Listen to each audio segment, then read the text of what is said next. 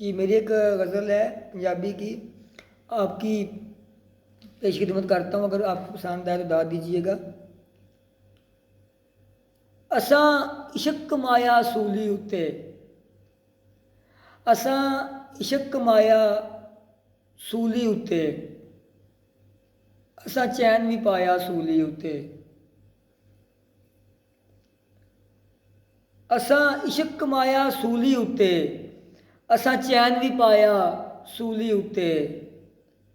थां थां तरले कीते नहीं, थां थां तरले कीते नहीं, असां यार मनाया सूली उत्ते।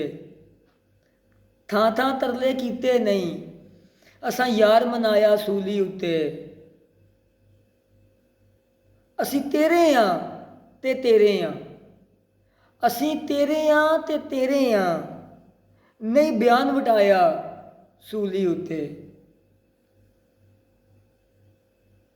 तद ਉਹ ਮੇਰੇ ਇਸ਼ਕ ਨੂੰ ਮੰਨਿਆ, ਤਦ ਉਹ ਮੇਰੇ ਇਸ਼ਕ ਨੂੰ ਮੰਨਿਆ,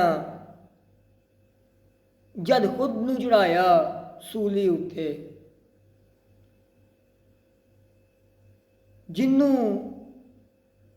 ਕੁੱਲ ਅਯਾਤੀ ਲੱਭਿਆ ਨਈਅਰ, ਜਿਹਨੂੰ ਕੁੱਲ ਅਯਾਤੀ ਲੱਭਿਆ ਨਈਅਰ, ਉਸ ਨੂੰ ਪਾਇਆ ਸੂਲੀ ਉੱਤੇ।